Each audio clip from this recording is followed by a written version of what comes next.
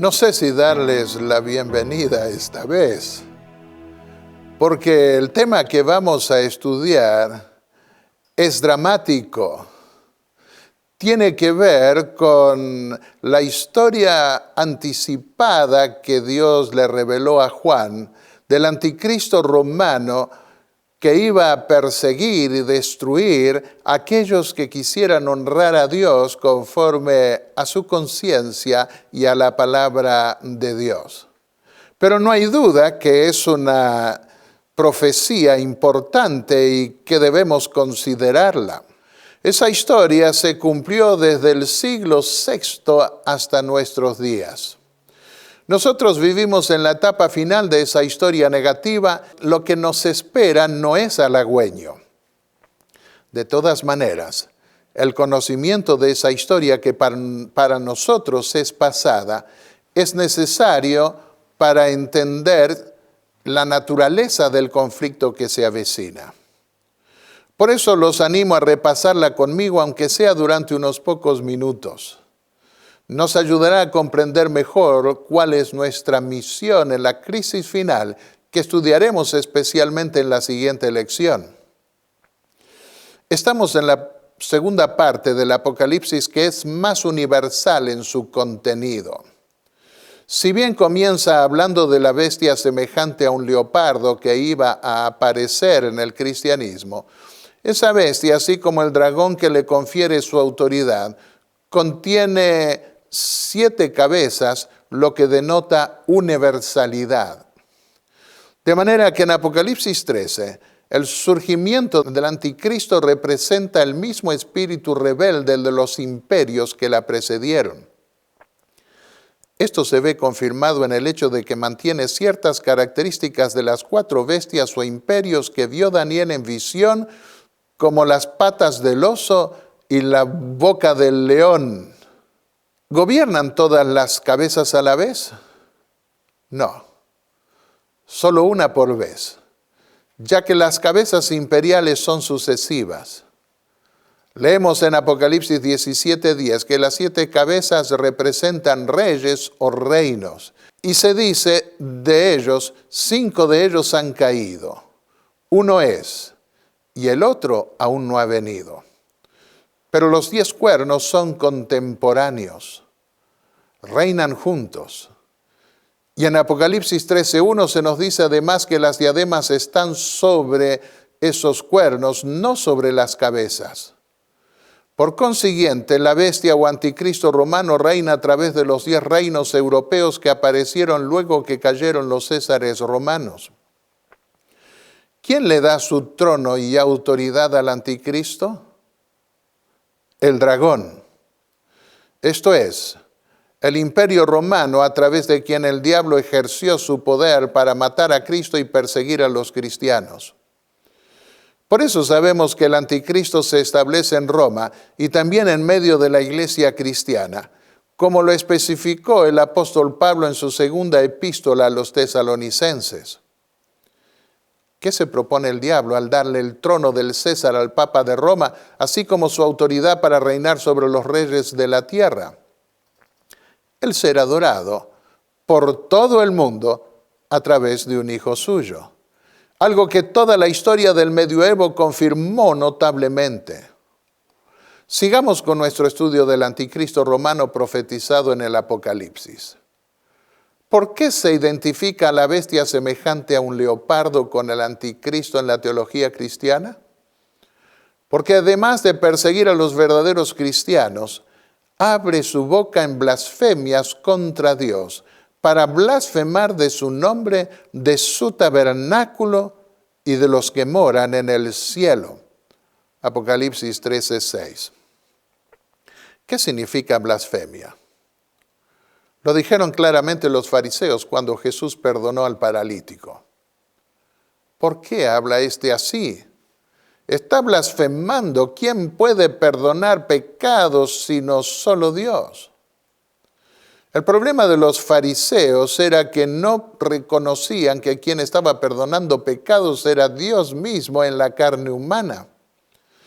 Pero no hay ningún otro ser humano que tenga esa autoridad, como lo reconoció el rey Salomón cuando dijo que Dios es el único que puede perdonar los pecados, porque solo Él conoce el corazón de todos los hijos de los hombres. Primera de Reyes, capítulo 8, versículo 39. En otras palabras, el anticristo que iba a suceder a los césares en el antiguo imperio romano iba a pretender ocupar también el lugar de Dios en la tierra para perdonar pecados y disponer de las conciencias de todos los demás. Se da en el capítulo 13 del Apocalipsis el período de predominio de ese anticristo romano que iba a venir. El poder despótico que gobernó al mundo durante 1260 años fue el Imperio Romano. Ese período va del año 538 al año 1798. Durante la primera parte del siglo VI, el obispo de Roma estuvo sometido al gobierno de los ostrogodos que no sostenían la fe católica. Pero en el año 538, el emperador romano oriental expulsó a los ostrogodos de Roma mediante su general Belisario, permitiéndole a partir de allí ejercer la autoridad que le confirió como cabeza de todas las iglesias. Además, Justiniano se dirigió al Papa entonces con el título blasfemo de su santidad. ¿Por qué blasfemo? Porque ese título le corresponde únicamente a Dios. Leamos Apocalipsis 15:4. Solo tú eres santo, por lo cual todas las naciones vendrán y te adorarán. La autoridad política del anticristo mediante la cual persiguió al pueblo de la Biblia durante toda la Edad Media le fue quitada por el general Berthier del ejército de Napoleón, que tomó prisionero al Papa Pío VI en el año 1798 y lo llevó al destierro. Junto con ese hecho, ese general dio un decreto determinando que ninguna autoridad más del antiguo Papa debía emanar de ese lugar. Eso lo predijo Juan cuando dijo que el que llevaba en cautividad iba a terminar en cautividad también. Apocalipsis 13:10. Hagamos un paréntesis aquí. No hay doble cumplimiento en las profecías fechadas de los libros apocalípticos. Tenemos que advertir de ese hecho porque cada vez que se estudia el libro del Apocalipsis, el diablo trata de desviar la atención de su contenido a interpretaciones que divagan en la fantasía. Ojalá que eso no ocurra en relación con el estudio de esta lección, ni de ninguna lección en todo el trimestre. El secreto está en mantenerse dentro de los parámetros bíblicos claramente delineados en el Apocalipsis y confirmados por el espíritu de profecía. El carácter opresor del anticristo romano, según el Apocalipsis, se manifiesta durante 42 meses. Esto es, por 1260 días proféticos o años literales. Ese periodo se terminó en 1798 y no habría un futuro cumplimiento de esa profecía. Las profecías apocalípticas no tienen doble cumplimiento. Así como una vez que expira el tiempo de la quinta y sexta trompeta, se le dice a Juan que esos ayes o trompetas pasaron y viene el siguiente ay o trompeta. Así también pasa con las demás profecías fechadas. Cuando el espíritu de profecía dice que la historia se repetirá al final, no dice ni nunca dijo que la profecía se repetirá. La repetición de la historia está anunciada en dos profecías distintas que tienen que ver con la resurrección del anticristo romano que recibió una herida mortal en 1798. a diferencia de algunas promesas que Dios hizo al antiguo pueblo de Israel. Las profecías de Daniel y Apocalipsis no son condicionales.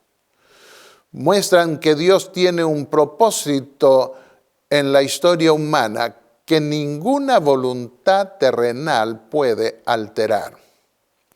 Asimismo, revela que la salvación de Dios no depende del logro humano, sino de la capacidad de Dios para salvar. Los que quieran buscar un cumplimiento futuro y literal de esas profecías fechadas, vagan por consiguiente en la fantasía. No perdamos tiempo con ellos y dejemos que se quemen en su propia chispa que no proviene de Dios, por más consagrados que aparenten ser. A un hermano que quería encontrar dobles cumplimientos de profecías ya cumplidas, Elena de White le escribió: algunos tomarán la verdad que se aplica a su tiempo, la colocarán en el futuro. Acontecimientos de la secuencia profética que se han cumplido en el pasado son colocados en el futuro. Y así es como, a causa de estas teorías, se debilita la fe de algunas personas. Usted acepta como verdaderos estos hechos de la historia bíblica, pero los aplica al futuro. Todavía mantienen su fuerza en su lugar debido en la cadena de los acontecimientos que nos han convertido en el pueblo que hoy somos, y como tales deben presentarse a los que moran en las tinieblas del error. Las verdades que se han ido revelando consecutivamente a medida que hemos avanzado en el ámbito de las profecías reveladas en la palabra de Dios son actualmente verdades sagradas y eternas. Los grandes hitos de la verdad, insistió el espíritu de profecía, que nos muestran nuestro rumbo en la historia profética, deben ser cuidadosamente protegidos para que no sean demolidos y reemplazados por teorías que producirían confusión antes que luz verdadera. Y otra declaración más: nunca más habrá un mensaje para el pueblo de Dios que se base en el tiempo. No hemos de saber el tiempo definido, ya sea del derramamiento del Espíritu Santo o de la venida de Cristo. Vi que algunos estaban siendo objeto de una falsa excitación provocada por predicar fechas, que el mensaje del tercer ángel puede permanecer sobre su propio fundamento y que no necesita de fechas para fortalecerse. No hemos de enfrascarnos en especulaciones en cuanto a los tiempos y las sazones que no ha revelado Dios. Satanás estará listo para dar a cualquiera que no aprenda diariamente de Jesús un mensaje especial de su propia creación a fin de anular la maravillosa verdad para este tiempo. Veamos ahora el gobierno que restauraría la autoridad política del papado romano que perdió con las tropas francesas que invadieron Roma en el año 1798. No son todas las cabezas las que reciben la herida de muerte, sino solo una que más tarde iba a resucitar, asombrando al mundo entero y llevándolo a adorarlo u homenajearlo otra vez, sino por convicción, por conveniencia. Mientras que el emperador romano de Oriente le otorgó la autoridad para reinar en el año 538 y el general francés de Napoleón se la quitó en el año 1798, otra bestia o gobierno aparecería al final para restablecerle la tal autoridad. Eso es lo que se relata anticipadamente en profecía, a partir del versículo 11 del capítulo 13 del Apocalipsis que estamos estudiando. La segunda bestia de Apocalipsis 13 se parece a un cordero, pero termina hablando como dragón y ejerciendo un poder supremo de características mundiales. Aparece en escena al concluir los 1260 años de tribulación causada por el papado romano en Europa, siendo que las muchas aguas representan a lugares repoblados de Europa. Este nuevo poder surge de la tierra, lo que implica que proviene de un lugar menos poblado y convulsionado. El único gobierno que surge en esa época con tales características es el gobierno de los Estados Unidos. Esto se descubrió por primera vez en la segunda mitad del siglo XIX, cuando Estados Unidos estaba peleando todavía con los indios. En la primera parte del siglo siguiente, los Estados Unidos eran la 14ª potencia en el mundo. Hoy nadie lo discute. Es la superpotencia de la Tierra y tiene un arsenal militar que supera todo arsenal militar del resto del planeta. El gobierno, semejante a un cordero, tiene la apariencia del reino de Cristo. Pero en lugar de 7 cuernos como los que tiene el cordero, cuando comparece frente al trono de Dios en Apocalipsis 5, este cordero tiene solo 2. Su poder no es completo como el de Cristo, quien recibió de su Padre todo poder en cielo y tierra, de tal manera que en el Apocalipsis se lo representa como el soberano de los reyes de la tierra. Notemos también que los 2 cuernos de la bestia semejante a un cordero no tienen diademas, como los 10 cuernos de la bestia semejante a un leopardo. Mientras que los 10 cuernos representan a 10 reinos separados, los 2 cuernos del cordero, que habla como dragón, forman parte de un mismo gobierno, así como los 7 cuernos del cordero. Llama la atención que los Estados Unidos hayan sido hasta hoy el único país gobernado por 2 partidos, republicanos y demócratas. También se ha destacado que su sistema de gobierno fue siempre republicano y protestante. Republicano en su sistema de gobierno, protestante en su religión. Y la libertad representada por el Cordero, un símbolo del reino de Cristo, ha sido inigualable en el mundo. Jesús dijo: si el Hijo os libertare, seréis verdaderamente libres. Juan 8:36. Y la verdad os hará libres. Versículo 32. Y el apóstol Pablo declaró que donde está el Espíritu de Cristo, allí hay libertad. 2 Corintios 3:17. Pero esa libertad iba a corromperse en los Estados Unidos por abrir la puerta al engaño con la aceptación de todo tipo de milagros mentirosos. De allí que termina recibiendo el apodo de falso profeta. Pretendiendo tener el carácter de Cristo, habla sin embargo al final como dragón. Al dejar de lado la Biblia como carta magna de la libertad, este país protestante se despojará a sí mismo del escudo de la verdad y caerá también bajo los engaños del papado romano. Es más, sería el gobierno protestante de los Estados Unidos el que restauraría el poder despótico del sistema de gobierno que reinó en Europa durante los siglos de oscurantismo de la Edad Media. ¿Cuál es el sistema de opresión que ejercerían los Estados Unidos para imponer la marca de autoridad del anticristo? El final del capítulo 13 del Apocalipsis lo especifica claramente. El boicot. Y ese es el sistema que ha estado utilizando este gobierno desde hace varias décadas atrás para hacer caer otros gobiernos. Consiste en no dejar comprar ni vender a menos que todo el mundo se ajuste a sus prerrogativas. Así hizo caer al gobierno de Nicaragua años atrás, al de Haití e incluso a la antigua Unión Soviética, y sigue utilizando ese sistema para debilitar gobiernos que no cumplen con las normas de las Naciones Unidas.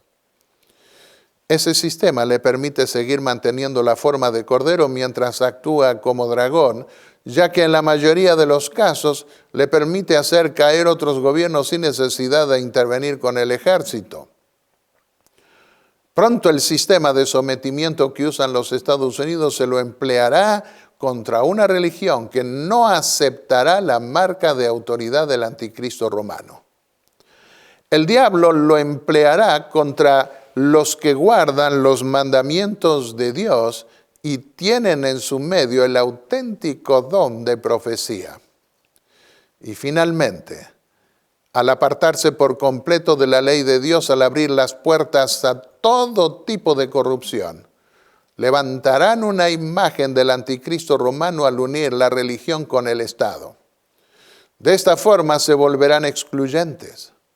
Hasta llegarán a imponer la pena de muerte a todo el que no rinda homenaje al papado romano con la sumisión al día religioso impostor que le restaurará su autoridad por encima de la Biblia. Esto se dará en las escenas finales de la historia humana en conjunción con las plagas finales que Dios derramará sobre la tierra. Lean la historia anticipada en el capítulo 13 del Apocalipsis. ¿Cómo advertirá Dios al mundo sobre las intenciones del diablo que lleva a cabo con sus dos aliados, el papado y el protestantismo apóstata? Lo leeremos la semana que viene en el capítulo 14 del Apocalipsis. Los esperamos y que Dios los bendiga.